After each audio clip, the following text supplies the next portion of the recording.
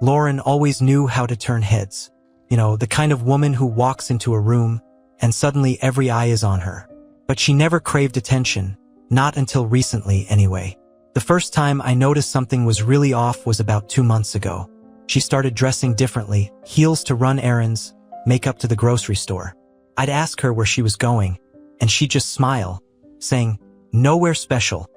Before heading out the door, I tried to ignore it. I told myself I was just being paranoid, especially with everything I've been dealing with since coming back from my last tour. The nightmares, the anxiety. I thought maybe I was imagining things, overanalyzing every little detail. She was distant, sure, but I chalked it up to my own struggles. We weren't the same as we used to be, but marriage is supposed to be hard sometimes, right? That's what everyone says. Then came that night. She told me she was going to a party. Some friend from work was hosting, and she needed a break.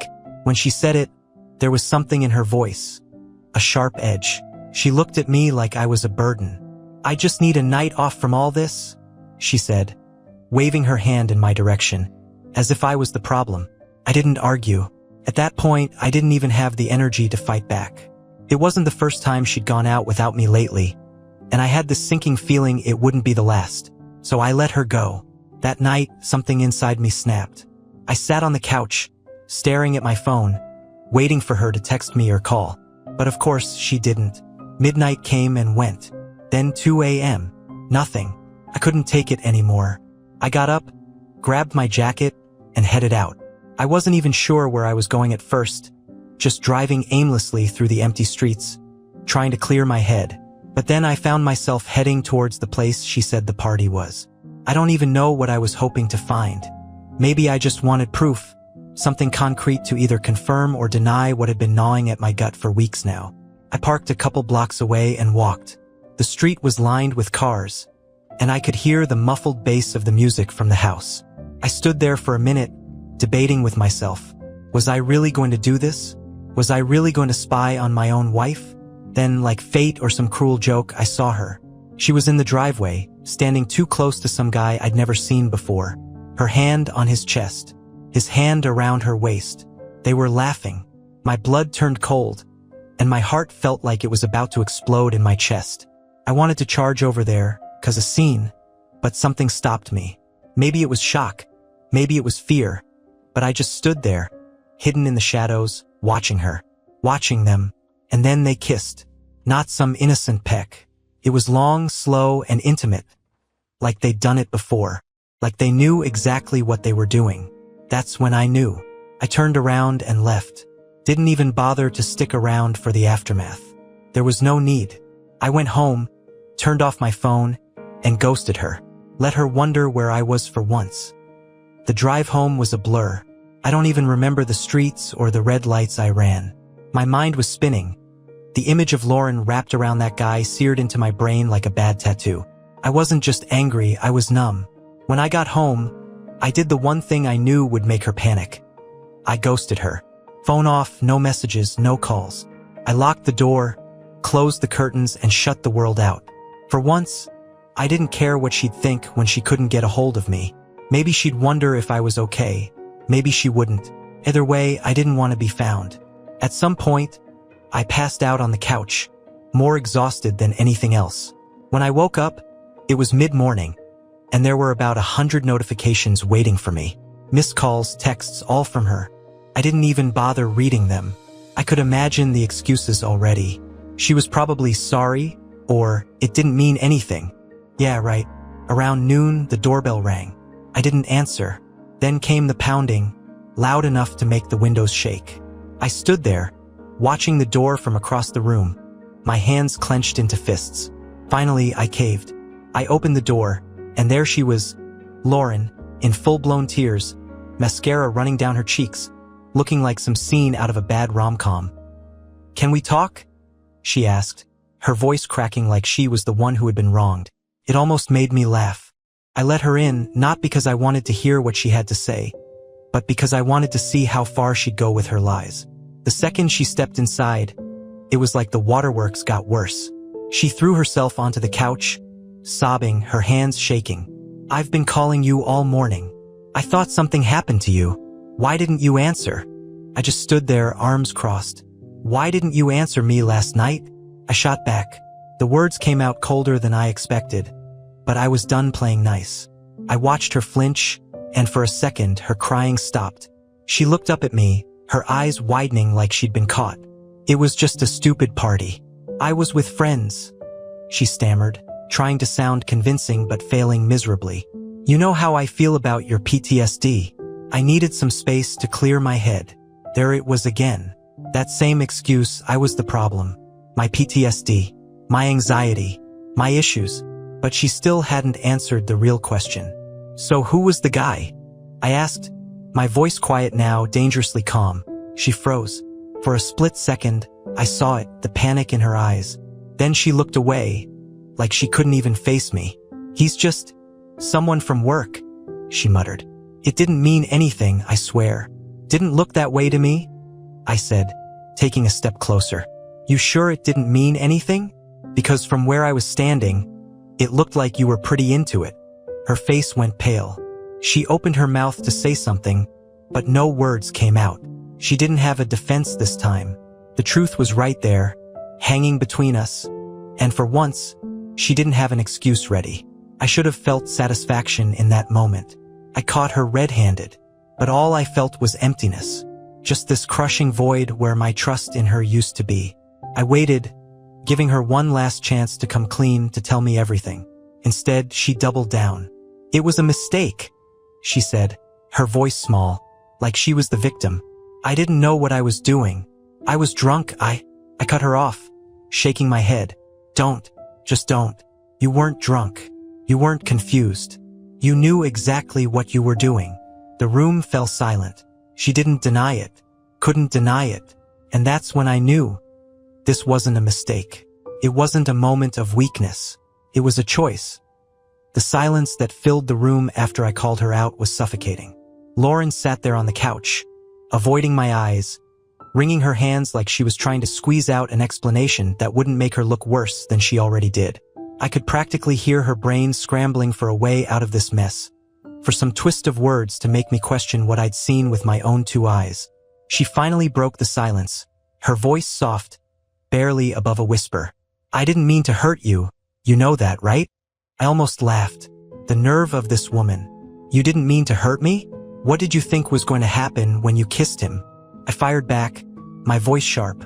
I was done tiptoeing around her feelings. Her eyes shot up to meet mine, and for a second, I saw a flash of anger there. She didn't like being cornered, didn't like that I wasn't playing along with her usual tactics. "You don't understand," she snapped, her tone shifting. "It wasn't like that. He's just someone who's been there for me lately." There it was, the shift in blame.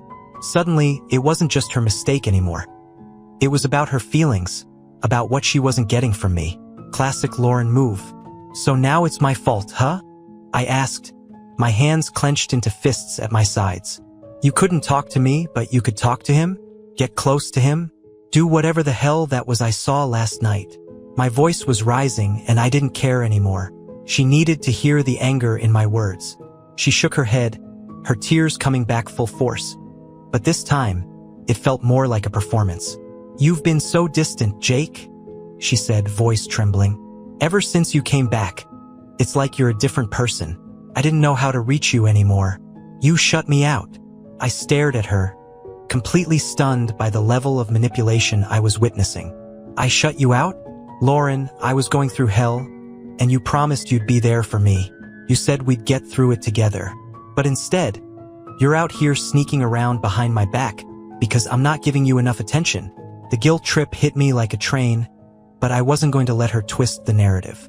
I could feel the frustration boiling inside me, but I kept my voice steady. "You could have told me you were struggling. You could have told me you needed more from me. But instead, you chose him. You chose to lie, to hide, to cheat." That word cheat hung in the air like poison. She flinched when I said it, but I wasn't going to soften the blow. Not this time. Lauren wiped at her face, her mascara smudging even more. "It wasn't cheating," she muttered weakly, her voice shaky. "It wasn't." "Then what the hell would you call it?" I interrupted. "You kissed him. You lied about where you were. You hid things from me. What part of that isn't cheating?" She didn't have an answer. Instead, she went back to the same tired argument. I didn't know how to talk to you anymore, she repeated, her voice rising. Every time I tried, you shut down. I was trying to be patient, but it's been months. Jake, I've been alone in this marriage for months, and I needed someone to listen to me. Someone to what? I snapped, stepping closer. Someone to make you feel better? Someone to make you feel special because I wasn't doing that for you anymore? So that gives you the right to just throw us away? Throw me away. She stood up now, her tears gone, replaced by a cold, defensive anger. I wasn't throwing us away. I was looking for something you stopped giving me. Tension. Love. You've been so wrapped up in your own head that I've had to take care of myself. I needed someone, Jake. Someone to remind me that I'm still worth something. Her words hit like a slap across the face. Suddenly, it was all clear. This wasn't just about a kiss. This was about her needing validation, her wanting someone to tell her she's still attractive, still desirable, while I was drowning in my own mess. I could feel my blood boiling, but beneath the anger, there was something else. A deep, aching sadness. I opened my mouth to speak, but nothing came out at first.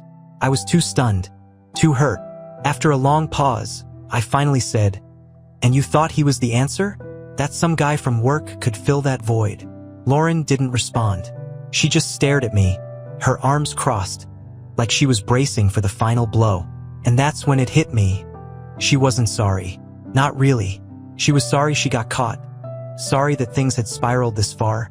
But she wasn't sorry for what she did. Not deep down. I took a step back, shaking my head slowly. You know what's worse, Lauren? You didn't even have the decency to come clean. I had to catch you. And even now, you're still trying to make this about what I didn't do for you. Her face twisted, and I saw her eyes narrow, like she was finally done playing nice. What do you want me to say, Jake? That I'm a terrible person? Fine. I'm awful. But I'm not the only one who messed up here. You haven't exactly been the perfect husband, you know? There it was. The final blow. She couldn't take responsibility without dragging me down with her. I stared at her, not even recognizing the woman standing in front of me anymore. This wasn't the Lauren I married. Or maybe it was, and I'd just never seen it until now. Either way, it didn't matter. Something had shattered between us, and I knew it wasn't going to be easy to put it back together. If that was even possible, that I stood there, staring at her, my mind racing to make sense of it all. The way she was looking at me now, cold, unyielding. It was like she wasn't even trying to hide her true self anymore. Lauren wasn't sorry, not really. The tears, the excuses, the shifting blame. It was all a show. And now that the performance was over, I was left with the truth staring me dead in the face.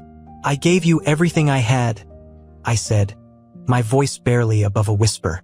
I came back from hell and I tried. I tried to be the man you needed, but you didn't want that. You wanted an escape. And now you're standing here, blaming me for it. She rolled her eyes, crossing her arms over her chest. I'm not blaming you for everything. But let's be real, Jake. You haven't exactly been present these last few months. You're here physically, but emotionally, you checked out a long time ago. And I'm not a mind reader. I needed you to be there for me too. I could feel the rage building again, hot and sharp. So that's your excuse? That I was too distant, so you ran into someone else's arms? You think that justifies what you did? She shrugged, like this was just another argument about dirty dishes or taking out the trash. I didn't plan for it to happen, okay? I didn't go out looking for him. It just happened. I needed to feel something. I needed to feel like myself again. Those words hit harder than any slap could. I needed to feel like myself again, as if I'd taken something from her, as if my struggles, my pain, my PTSD had somehow stolen her identity, and now she was grasping at anything to pull herself back. It was sick. You needed something? I repeated, my voice colder than I even recognized. Well, congratulations. You got it. Now what? Lauren didn't answer right away. For the first time, she looked uncertain, like she wasn't sure how far to push this. Her gaze darted to the floor, then back to me, and I could see the cracks starting to form in her bravado. I don't know, she said quietly. I don't know what happens next. I scoffed. You don't know? You kissed another man. You lied to me for God knows how long. And now you're standing there acting like this is some kind of gray area. What's not clear about it, Lauren? You cheated. Her face flushed with anger, and she shot back. It wasn't like I slept with him, Jake. Don't make it sound worse than it is. That was it. That was the moment I realized she wasn't going to own up to anything. Not really. She was still trying to minimize it, still trying to convince me, and maybe even herself, that what she'd done wasn't that bad. Because it wasn't physical, because it was just a kiss. Somehow that made it less of a betrayal. I took a deep breath, the weight of everything sinking in all at once. It doesn't matter if you slept with him or not. You still crossed a line. You broke something between us. And I don't know if we can ever fix it. Lauren blinked, her tough exterior faltering for a moment. I could see the fear in her eyes now, like she was finally realizing just how deep the damage went. Jake, we can fix this, she said, her voice softening. We can go to therapy, we can talk about this, work through it. I made a mistake, but we've been through worse, haven't we? I shook my head slowly. No, Lauren, we haven't been through worse. I have, and you weren't there for me. You ran. You found someone else to fill that void. And now you want to act like we can just sweep this under the rug and move on. Her face twisted, and I could see the frustration boiling over again. I didn't find someone else. Jake, it wasn't like that. He was just there for me when you weren't. I needed someone to talk to, and he listened. That's all it was. You mean he listened because you didn't want to talk to me? I shot back. Because instead of telling me what you needed, you chose to keep me in the dark and go to him. Lauren stood there, speechless for a moment, like she hadn't expected me to throw her words back at her so easily. The silence between us stretched on, heavy and unbearable. I could see the wheels turning in her head, but I wasn't sure if it was regret or just more excuses forming. Either way, I didn't care anymore. I felt drained, completely hollowed out. The fight was gone from me, and all I wanted was to be anywhere but here. I turned my back to her, walking toward the kitchen. I needed space, air, anything to clear my head. Lauren followed behind me, her voice rising with desperation now. Jake, please, don't do this. We can fix this. You're not thinking clearly right now. You're just hurt. I spun around, my patience gone. Of course, I'm hurt. You betrayed me, Lauren, and now you're standing here trying to tell me that I'm the one not thinking clearly? Don't you dare. Don't you dare make this about me being irrational. This is about you and what you did. Stop deflecting. For a moment, it looked like she was going to argue again, but then she stopped. Her face softened, and she let out a long, shaky breath. You're right, she whispered. You're right. I messed up. I messed up big time. It was the first real admission I'd heard from her all night, but the damage was done. And now, even as I stood there, listening to her finally start to take some responsibility, I couldn't shake the feeling that it was too late. Something inside me had snapped the moment I saw her with that guy, and no amount of words, no amount of therapy or apologies could undo that. I need some time, I said, my voice calmer now but distant. I need to think about what I'm going to do next, because right now, I don't know if I can even look at you without seeing what you did. Lauren's eyes widened, and she took a step closer, her hand reaching out like she wanted to stop me. Jake, please. But I was done. I grabbed my keys off the counter, walked past her, and headed for the door without looking back. I needed to get out of there, away from her, away from the lies, away from the broken pieces of whatever we had left. As the door slammed shut behind me, I realized this was the first time in a long time that I'd felt freed. I drove aimlessly for hours, the weight of everything that happened still pressing down on my chest like I could barely breathe.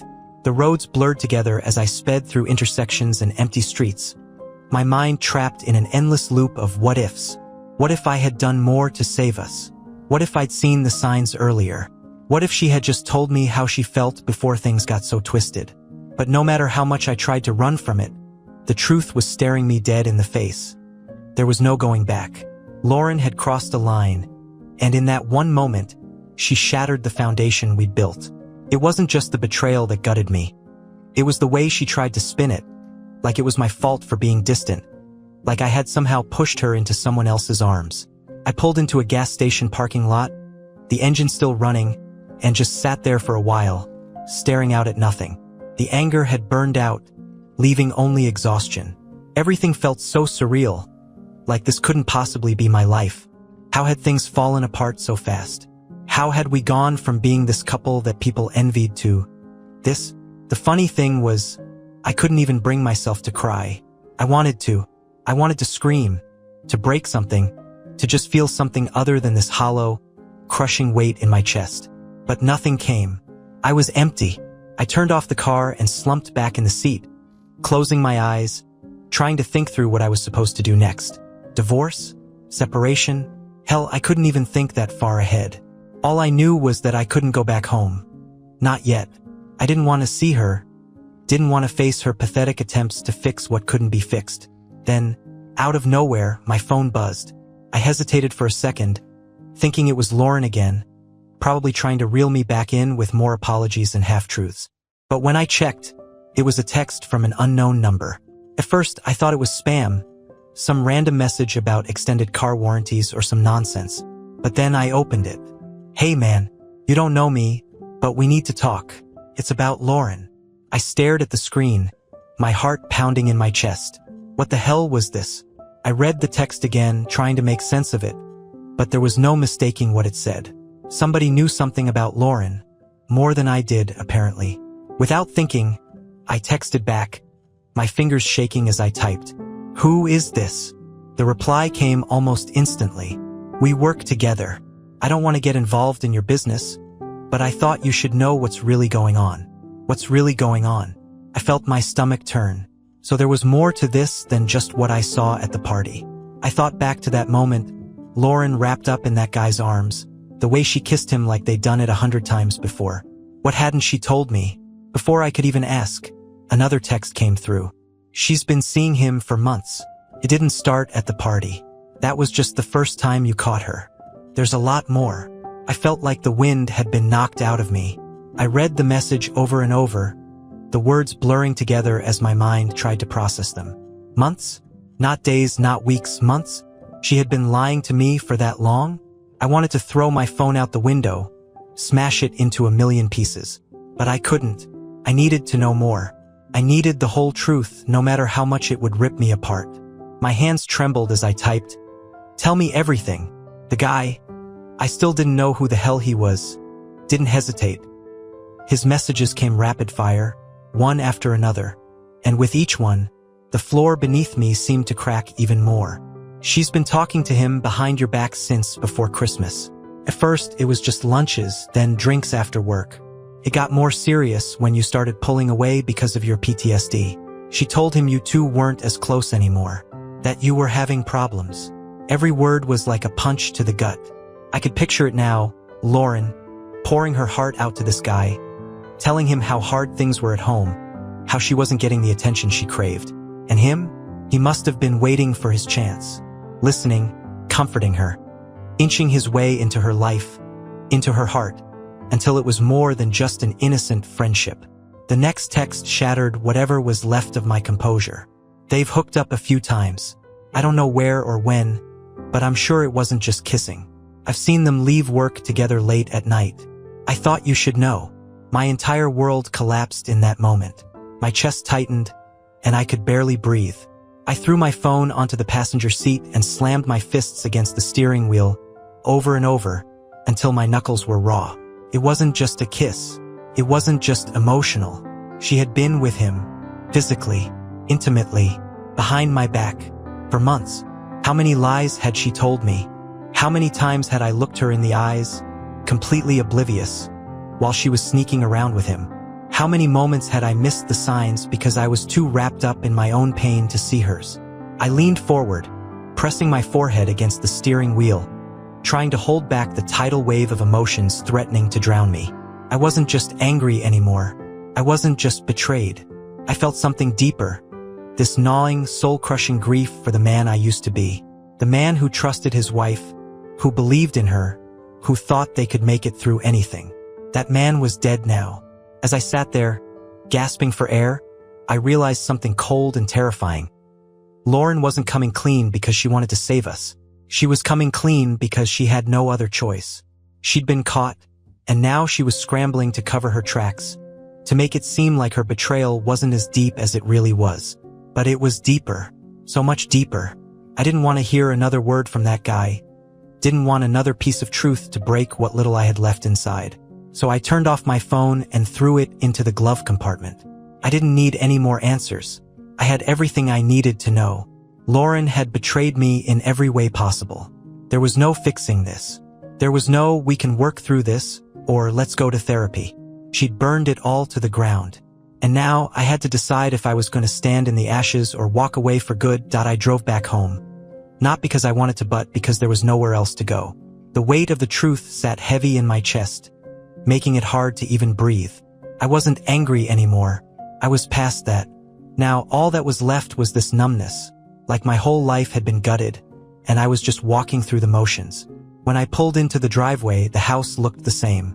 Nothing had changed, but everything felt different. I sat in the car for a long time, staring at the front door, knowing that Lauren was on the other side, probably waiting for me, rehearsing more lies or crying over what she'd done. It almost made me laugh. The absurdity of it all. How could she be the one crying when I was the one who'd been destroyed? I walked up to the door, unlocked it, and stepped inside. The house was silent, almost eerily so. No TV on, no music playing. Just the stillness that comes after a storm. And then I saw her. She was sitting on the edge of the couch, her eyes red and swollen from crying. She jumped up the second I walked in, her face a mix of relief and anxiety, like she wasn't sure if I was going to scream at her or walk back out. "Jake," she started, her voice weak, almost apologetic, but I held up a hand. I didn't want to hear whatever excuse she'd rehearsed while I was gone. I didn't care anymore. "Don't," I said, my voice flat. "I don't want to hear it." She froze, her mouth half open, and for a moment, I saw something flicker in her eyes. Fear, maybe, or regret. But it didn't matter now. Whatever she felt, whatever remorse she might be feeling, it was too little, too late. I walked past her into the living room, dropping my keys on the table. The clatter of metal on was louder than I expected in the quiet house. She stood there, watching me, her arms crossed tightly over her chest like she was holding herself together. "Where did you go?" she asked, her voice barely above a whisper. I didn't answer right away. I could feel the tension building between us, this invisible wall that was growing higher and higher with every passing second. She didn't even know the full extent of what I had found out. The man who texted me, the months of lies, the physical betrayal. It all felt like some sick joke, like I was the last person to know about my own marriage. "Doesn't matter?" I finally said, my tone cold and distant. "I know everything now." Her face paled. What do you mean?" I turned to face her, my eyes locking onto hers. "I know about him. I know about the months of lying, the sneaking around, the fact that this didn't just start at that party. It's been going on for a while, hasn't it?" Her mouth opened, then closed, like she couldn't figure out what to say. She was caught, completely exposed, and she knew it. I never wanted to hurt you, Jake. I didn't know how to stop it. I didn't know." "Stop." I cut her off, stepping closer, my voice dangerously calm. "You could have stopped it any time. You chose not to. You chose to keep lying to me, to keep betraying me, even when you knew I was struggling. You watched me fall apart, and instead of helping me, you ran to him." Her lip trembled, and fresh tears started spilling down her cheeks, but I felt nothing. The sight of her crying, the same woman I used to love more than anything, now felt like some cruel, pathetic display. "It wasn't like that," she pleaded. "It wasn't serious with him. I was lost, Jake. I didn't know how to handle everything. I didn't know how to handle you." I laughed bitterly, shaking my head. "So this is my fault now? I wasn't easy to handle. So you thought the best option was to sleep with some guy from work?" Her eyes widened, and she stepped toward me, desperation creeping into her voice. "I didn't sleep with him. I swear, it never went that far. It was just—" "Don't lie to me," I snapped, my voice cutting through the room like ice. "I know the truth. I know about the nights you spent with him, the late hours, the drinks after work. I know everything. You're not going to gaslight me into thinking this was something small. You threw away our marriage for him, and you didn't even have the guts to admit it." She crumbled then. Her knees buckled, and she sank onto the couch, sobbing into her hands.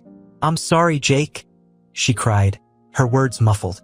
"I'm so sorry. I didn't mean for it to happen like this. I didn't mean for any of this to happen." But I wasn't moved. I didn't feel sorry for her.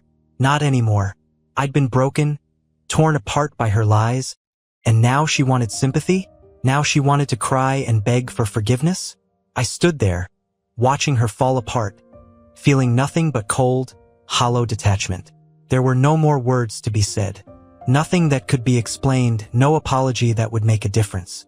"We're done," I said quietly, the finality of the words hitting me even harder than I expected. Her head snapped up, her face drenched in tears. "What? No, Jake, please don't say that.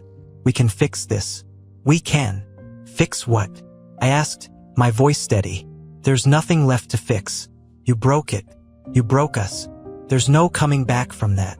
She shook her head, scrambling to her feet, trying to close the distance between us. "We can go to counseling. We can get help. I'll do whatever it takes, Jake, I swear. I'll never see him again. I'll block him, quit my job, whatever you need. Just, please don't walk away from this. Don't walk away from us." Her words hung in the air, desperate, frantic. But I knew she was only saying it because she was scared to face the consequences. Scared to lose what we had. But what we had was already gone, and no amount of promises or therapy was going to bring it back. "I'm not walking away," I said, my voice low but firm. "You already did." She froze, her eyes widening, like she finally understood. I turned and headed for the stairs, leaving her standing there, broken and sobbing in the living room. The woman I once loved, the one I thought I would spend my life with, was now nothing more than a stranger. A liar. As I reached the top of the stairs, I heard her collapse onto the couch again, her cries echoing through the house. But I didn't turn back. I didn't need to. The silence between us had already said everything that needed to be said. The next few days passed in a blur. I barely slept, barely ate. I wandered through the house like a ghost, each room haunted by memories that now felt tainted, hollow. Lauren tried to talk to me a couple more times, tried to bring up counseling again, but I shut her down every time. There was nothing to discuss. We were over, and I couldn't stand the sight of her anymore. She finally stopped trying. The silence between us became this heavy, suffocating thing. She'd leave for work in the morning, come back late, moving around the house like a shadow. We were living in the same space, but it felt like we were worlds apart. And honestly, I was fine with that. I didn't want to be near her. I didn't want to hear another excuse, another desperate attempt to fix what was irreparably broken. One evening, about a week after everything had blown up, I came home from a long walk and found her sitting at the kitchen table, staring at her phone. I could tell by the way her fingers were shaking that she was nervous. As soon as she saw me, she stood up, her voice trembling. "Jake, we need to talk." I paused in the doorway, already exhausted by the idea of another confrontation. "What now?" I asked, not bothering to hide the weariness in my voice. She took a deep breath, like she was bracing herself for something. I talked to a lawyer today about the divorce." Hearing her say it out loud hit me in a way I hadn't expected. I knew we were done. I'd made my peace with it, or at least I thought I had. But hearing the word divorce still cut deeper than I wanted to admit. Divorce meant finality. It meant the end of everything we'd built, everything we once were. And even though I knew there was no saving us, it didn't make the reality of it any easier to swallow. I crossed my arms, leaning against the doorframe, trying to keep my voice steady. "Good. So, what happens next?" Lauren fidgeted with the phone in her hands, not looking up at me.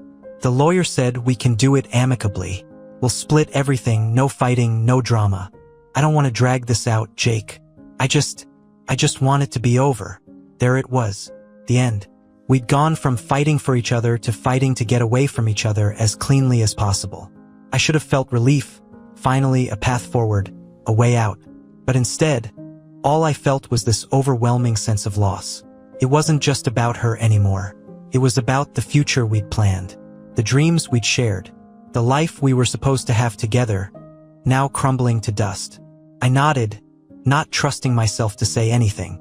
I couldn't find the right words, couldn't figure out how to make sense of the storm of emotions that were swirling inside me. So instead, I just turned away and headed upstairs. That night, I lay in bed, staring at the ceiling, wondering how it all went so wrong. I replayed every fight, every misstep, every moment where we drifted apart and didn't even realize it. Could I have done something different? Could I have fought harder for us before it was too late? These thoughts haunted me, but deep down I knew the answer. No, I hadn't failed us. She had. She chose to walk away, to lie, to betray me. No amount of what-ifs could change that. The next day, she didn't come home after work. I didn't ask where she was, didn't care anymore. The silence in the house was almost comforting now, like it was the only thing I could rely on. Then, late that night, my phone buzzed with a message. It was Lauren. "I'm staying at my sister's tonight. I think it's better if I don't come back until we figure out what we're doing with the house. I'm sorry, Jake, for everything." I stared at the screen, feeling this strange mix of relief and anger. Relief that she was finally out of the house, that I didn't have to see her anymore. Anger that even now, after everything, she still thought an apology could somehow fix this. I didn't reply. There was nothing left to say. The next few days were eerily quiet. I stayed in the house, trying to process what my life had become. I kept thinking back to the version of us that existed before all of this. The couple that laughed together, that shared stupid inside jokes, that made promises about growing old together.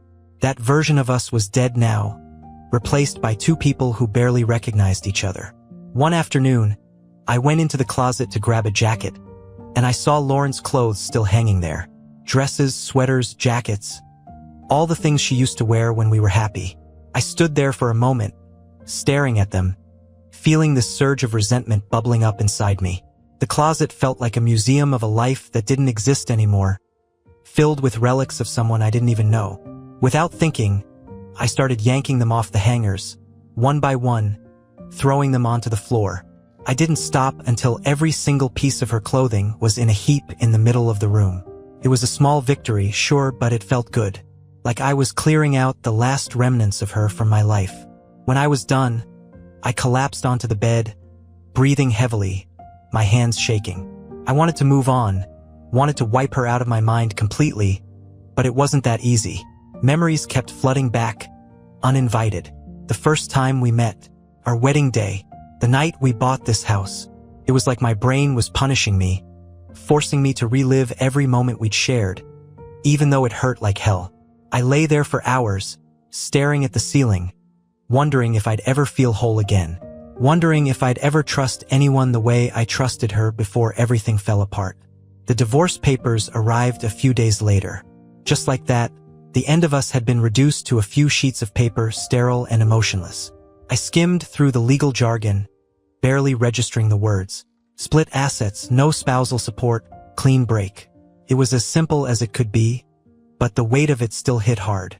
With a heavy heart, I signed my name at the bottom.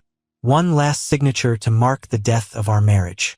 When it was done, I sat there, staring at the papers in front of me, feeling the strange sense of finality wash over me. It was over, really, truly over. And for the first time in a long time, I wasn't sure if that was a good thing or a bad thing. The day I handed the signed divorce papers to my lawyer felt like I was walking through a dream. No, a nightmare. One where you can't wake up, where everything looks normal but feels impossibly wrong. There was no big fight, no dramatic exit. Just cold signatures and legal jargon that stripped our entire history down to lines on a page. It was done. Just like that, Lauren and I were officially over. I expected to feel something. Maybe relief, maybe a wave of sadness. But instead, there was just this emptiness, like I'd been hollowed out from the inside. The house felt like a tomb. I sat in the living room that night, staring at the same spot where Lauren had sat, sobbing, when I first confronted her. That woman, so full of lies, so eager to twist everything into knots, was gone. Her stuff was out of the house now, her presence erased, but it still didn't feel like enough. I was free, technically, free of her lies, free of the betrayal. But what did I have left? The life I had planned, the future we'd built together, it was gone. In its place, there was just this silence, this overwhelming sense of loss. And yet, part of me clung to that emptiness because it felt safer than the anger, safer than letting the pain swallow me whole. Weeks went by, and I tried to return to some version of normal. Went back to work. Hung out with friends, though I didn't tell them much about what had happened. They knew Lauren and I had split, but I couldn't bring myself to explain the real reason. It wasn't embarrassment. It was something deeper. This feeling that if I said it out loud, so I kept it bottled up, pretending like I was okay, like the divorce was just a bump in the road. One night, I was sitting at a bar with my buddy, Kyle, trying to focus on whatever he was rambling about. Sports, work, some girl he was seeing. I wasn't really listening. Then, out of nowhere, he asked, "So, have you heard from Lauren?" It felt like a punch to the gut. I hadn't said her name in weeks, hadn't thought about her in days, but hearing it spoken aloud made everything come rushing back. "No," I muttered, taking a long drink from my beer. "I haven't, and I don't plan to." Kyle looked at me, his face serious for once. "You know, man, you're handling this better than I thought you would." I laughed, though it felt hollow. "Yeah? Doesn't feel that way." He leaned back, shaking his head. "Dude, if it were me, I'd be a mess. Hell, I probably would have burned her stuff or keyed her car. I mean, the way she screwed you over, I don't know how you're keeping it together." I didn't say anything for a moment. What could I say? The truth was, I wasn't keeping it together. Not really. I was just surviving, numbing myself, going through the motions, pretending like I wasn't bleeding out inside. "I guess I don't have much of a choice," I finally said, my voice quiet. Kyle shrugged, taking a sip of his beer. "You know what they say, what doesn't kill you makes you stronger, right?" I smiled, but it didn't reach my eyes. "Yeah, sure." But inside I was thinking, does it? Because this didn't feel like strength. It felt like limping through the aftermath of a war I never wanted to fight in the first place. After Kyle left, I sat at the bar for a while, alone, staring into my drink. My mind kept wandering back to Lauren, to the last time I saw her. Standing there, begging me not to walk away, crying like she still cared. But I knew better now. The tears were just another performance, a way to cling to the last scraps of control she had over me. She wasn't sorry for what she did. She was sorry she got caught. Sorry her lies had unraveled and left her exposed. And I'd seen right through it. That should have felt like a victory, but it didn't. Victory wasn't what I thought it would be. It wasn't sweet or satisfying. It was empty, like winning a game where the prize is realizing how much you've lost. I'd lost Lauren, sure, but more than that, I'd lost the version of myself that trusted so completely. I wasn't sure if I'd ever get that part of me back. A few days later, I got a message from her. Just a simple text, probably sent from her new place. "I hope you're doing okay. I'm sorry things ended this way. Take care."